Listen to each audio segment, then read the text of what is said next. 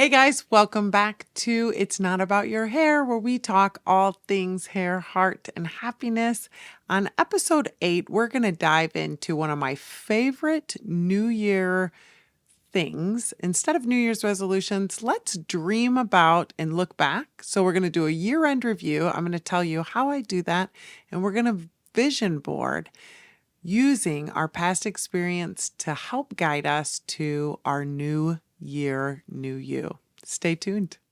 One of the most profound things I've learned in my life is that it's actually not about my hair at all. I've spent a lifetime trying to cover up who I am. And as much as I love a good external transformation, and I do, I much more love a heart transformation. Join me as I share how I work to heal my heart, find happiness, and embrace our hair. Hey guys, welcome back to It's Not About Your Hair, where we talk all things hair, heart, and happiness. I'm so glad that you're here. I hope that you've been tuning into every episode. If you haven't, you should go back and take a peek. Last week, we talked about the 7 habits of highly effective people. I hope you got it. I hope you're feeling excited about it. And now we're going to be talking about every week.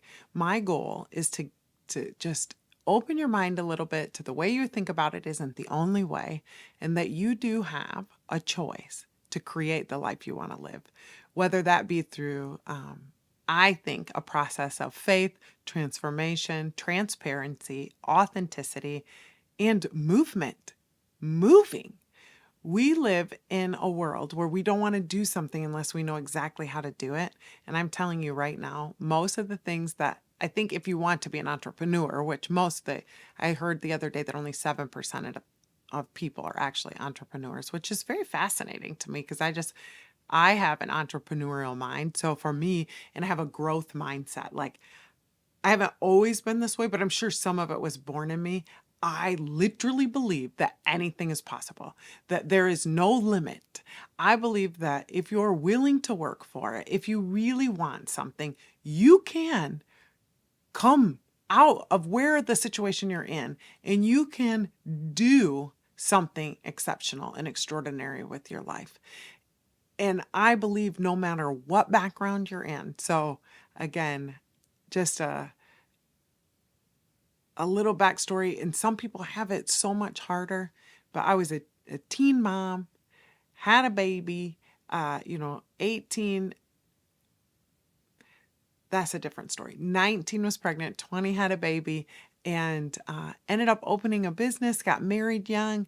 And I am an example of losing and keeping and dropping everything and having it still come back to you tenfold.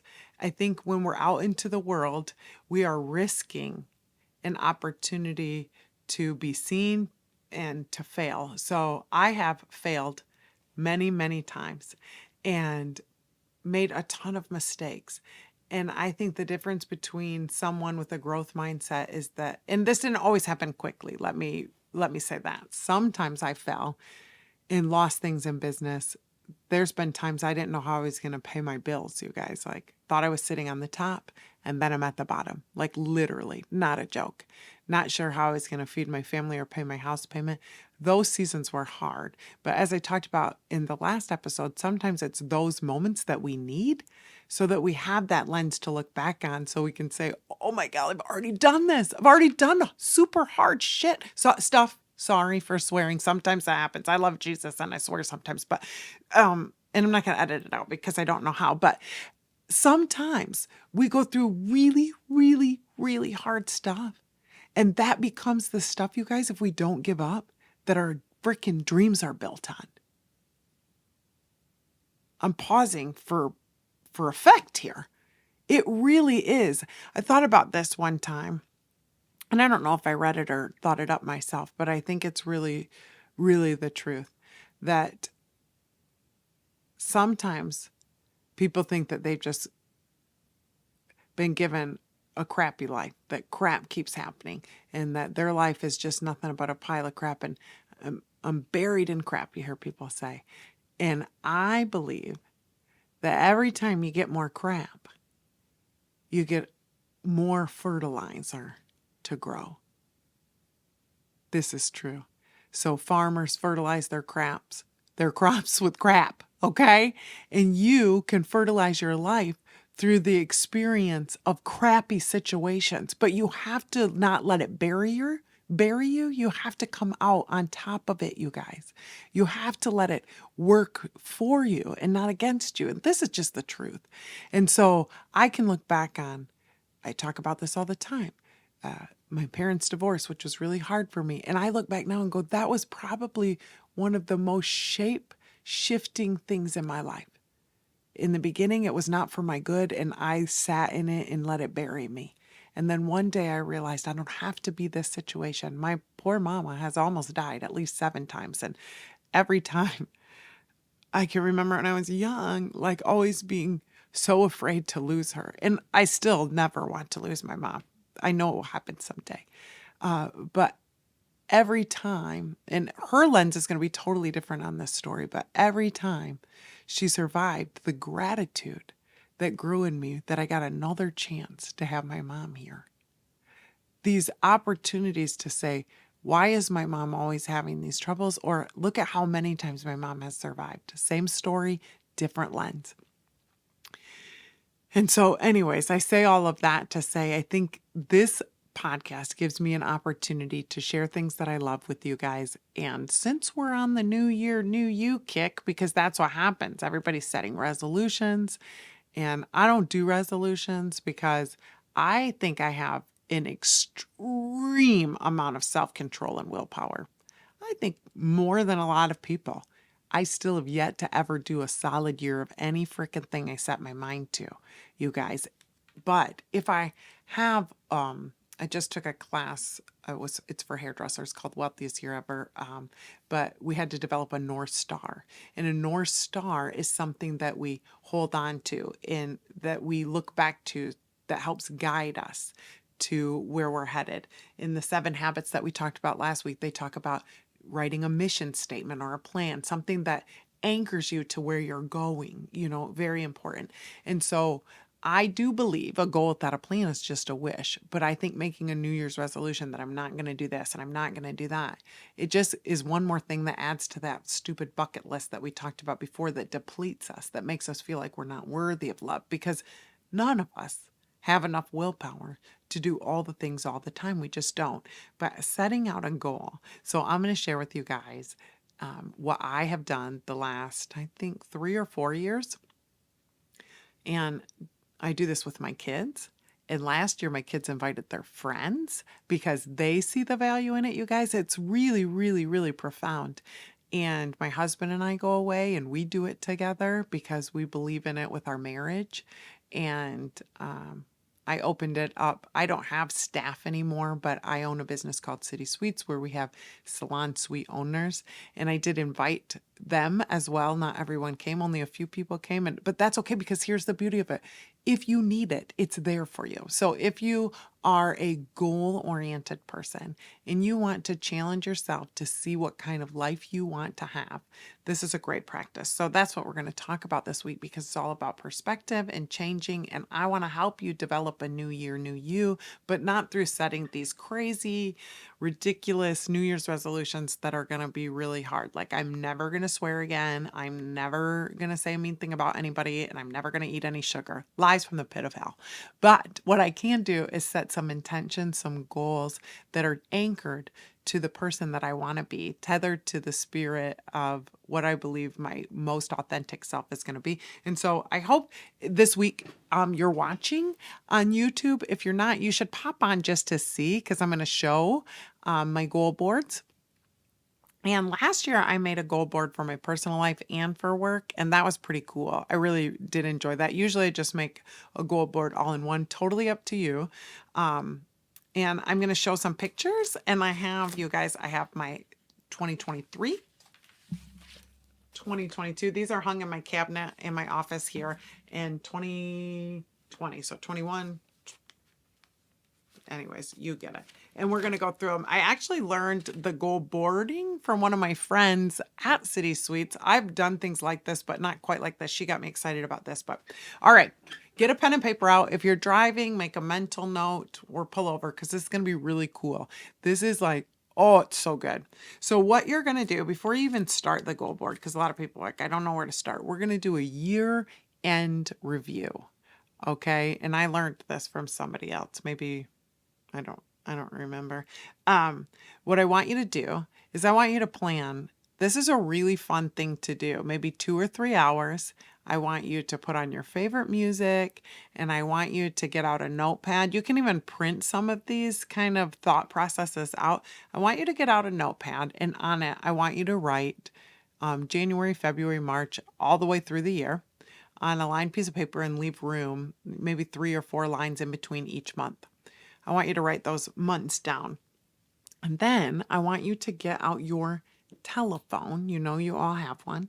And what I want you to do is by month, go through the last year, starting with January 2023, February, March. And I want you to look at your pictures and your calendar. This is called the year in review. You're going to look at what you spent time on, what what we spend our time on and what we take pictures of really is an indication. And this gives us opportunities to look back. So I want you to write down and each month things that you took pictures of that were fun, something that you did, things that you didn't like. You can use your calendar for that too. Like what were things that took your time that weren't that fun? What's some things that were awesome? So for me, some of mine are even like watching my kids hit a PR in March at cross country, or they can be my own personal things, but just write down. And pictures really help because we're all picture people to kind of go through, and your phone should have, you can divide it into month and kind of look. And it's so fun to be able to go back because you're going to realize you probably did more than you thought you did. Because sometimes we're like, my life's so boring because we watch these stupid highlight reels of everybody's life and we think everybody's doing the best. But I realized I did way more stuff in a year than I ever thought I did. And I did kind of move towards that goal. So if you start with the 7 habits, we're working on this perspective shift. Your desire is to become growth mindset human being. And you want to move towards the best. The Bible calls it that as we know the Lord, we move from glory to glory. And the translation of that, my therapist told me a long time ago, is from more authentic to more authentic. So glory to glory. We become ourselves. Isn't that beautiful? So as we become ourselves, it becomes clear who we want to be. And sometimes when we're looking at everybody else's business, we compare ourselves too much. So we're not looking for who we are and what we want. And looking back through your calendar and through your pictures, you're going to discover bits about you that maybe you didn't even know. Maybe your life was way more fun. Maybe the things that you really enjoy, like maybe you think that you want to travel all over because that's what you see other people do, but maybe you actually don't like traveling that much. And maybe you really like tons of your pictures were going for a walk and seeing deer. Like it just doesn't have to be anybody else's business. It has to be yours. So write that down. So I want you to write down every month something that you loved, something that you did, something that you're proud of, things that you didn't like that you spent time on, because you're going to kind of go back through that. What that does is it gives you this like, oh my gosh, so I did a lot of stuff, or that was really fun. It gives you gratitude. It helps us to look back so we can look forward. What are some things we want to add more of this coming year? What are some things that we definitely know we don't want to do anymore? And then I want you to get out tons of magazines. So if you don't have any, go to a doctor's office and ask if they're getting rid of them. And we just start cutting out any picture that speaks to us, any words that speak to us. You're going to have some scrapbook paper and you're just going to cut stuff out. And I'm going to tell you, because you're starting with last year in mind, you're motivated, you're a little bit more in tune to yourself, and it's helping you to develop a new appreciation for the life that you're already living instead of comparing yourself to everybody else's business, because your business is what's important. And I'm telling you, you can do this alone. You can do this with your family. Get some girlfriends together.